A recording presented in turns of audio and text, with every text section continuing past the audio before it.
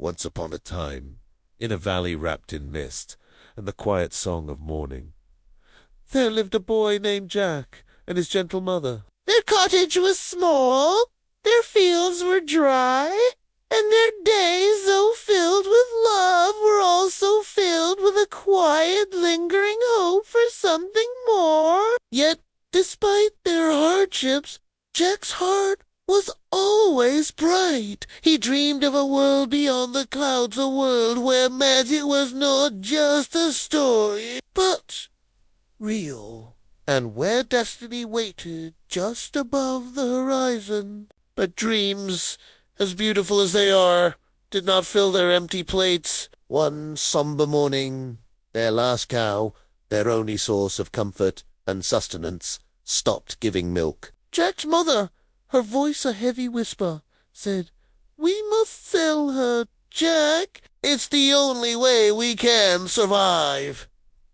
With tears blurring his vision and a heavy heart, Jack took the cow's rope and began the long walk to the market. Along the dusty path, a mysterious old man suddenly appeared, as if from the morning mist itself. His cloak shimmered with what looked like golden dust. "Good day, young traveler," the man said, his eyes twinkling with an ancient light. "I see your sorrow, but I offer you a different path.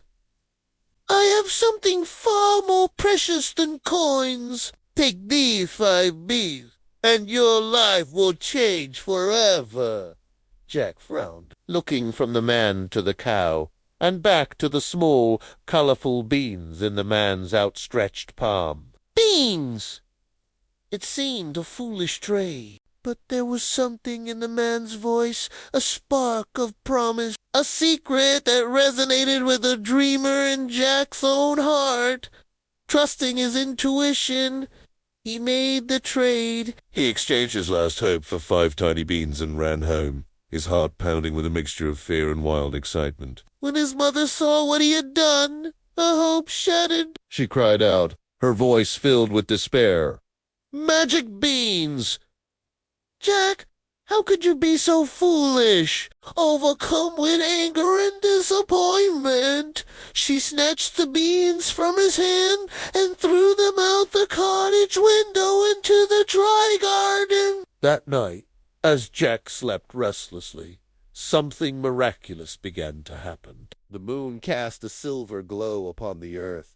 The wind hummed a strange and ancient song. And from the very spot where the beans had landed, something wonderful started to grow. By dawn, a colossal beanstalk had risen from the ground, soaring past the hills, through the clouds, and into the heavens. Its leaves glowed with a vibrant emerald light, and its massive vines were as strong and thick as iron cables. Jack stood at its base, gazing upward, his fear replaced by a profound sense of awe and unshakable courage.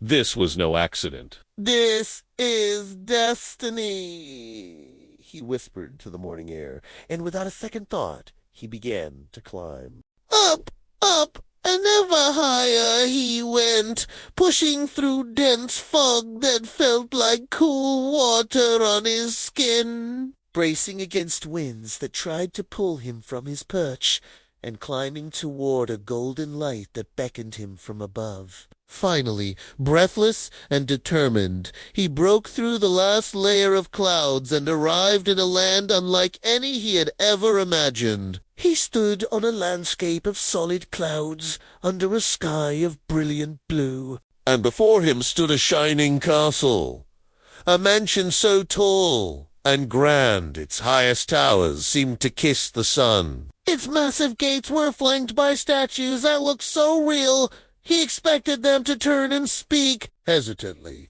Jack slipped inside and found himself in a world of pure wonder. Silver rivers flowed through manicured gardens, flowers with faces of every color turned to watch him pass. And from somewhere deep within the castle, he heard the most beautiful music. It was a golden harp, singing a melody that floated through the air like a gentle lullaby, a song of peace and enchantment. But not all was peaceful in this cloud kingdom. Suddenly, the ground beneath him trembled with heavy, rhythmic thuds. From deep within the castle, a thunderous voice boomed, echoing off the high walls. Fee-fee-fo-foom! I smelled the blood of an Englishman. It was the giant, the master of the castle, a creature of immense size and terrifying greed. He hoarded treasure stolen from the world. Below, a magical hen that laid solid golden eggs, piles of jewels that glittered like fallen stars, and the beautiful singing harp that once brought peace to the lands below. Jack's heart raced. He scrambled to hide behind a massive stone pillar, making himself as small as possible as the giant's footsteps shook the entire hall. He watched, terrified, as the monstrous figure stomped through the room, his shadow swallowing everything in its path. Jack waited, holding his breath, until the giant, tired from his counting and his stomping, finally slumped into his enormous chair and fell into a deep, snoring sleep. This was his chair. Moving with the silence of a shadow, Jack tiptoed across the vast floor. He carefully scooped up the hen that laid the golden eggs and then gently lifted the singing harp. But as he turned to make his escape, the harp, loyal to its master, cried out in its beautiful voice, "Master, master, a thief!" The giant's eyes snapped open. He let out a roar of pure fury that shook the very foundations of the castle. The chase began. Jack sprinted for his life, clutching his treasures, with the giant's roars and thundering footsteps right behind him. He scrambled down the beanstalk, the wind screaming in his ears, the leaves whipping in his face. The entire stalk trembled and swayed violently as the giant, with surprising speed, began his descent. When his mother saw him emerging from the clouds, she screamed, "Faster! Jag! Faster!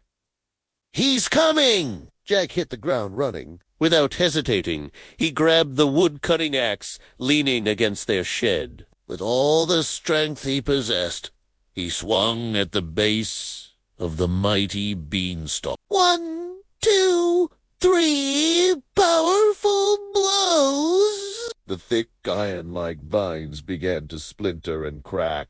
With one final mighty swing, the beanstalk groaned, shuddered, untinfelled, crashing down with a sound like rolling thunder. The giant, caught midway, plunged into the endless clouds below, vanishing forever. An overwhelming silence filled the air, broken only by the sound of their own breathing. Then, as if on cue, a single ray of sunlight broke through the mist, illuminating their small cottage. The golden harp, safe in Jack's arms, began to sing a soft, peaceful melody, and the little hen nestled at his feet and laid its very first perfect, gleaming golden egg. Jack's mother looked at him, her eyes filled with tears, but this time they were tears of joy and relief. "You've brought us more than riches, Jack," she said, her voice full of pride. "You've brought us hope."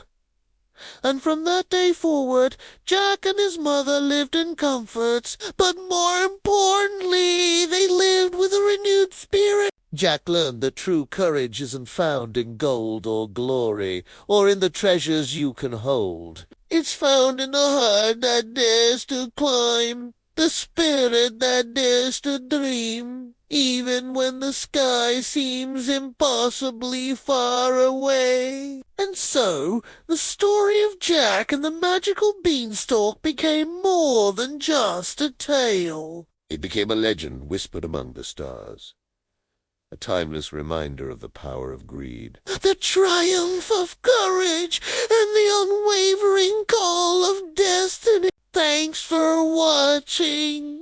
If you enjoyed this story, Don't forget to like, subscribe, and ring the bell for more magical adventures.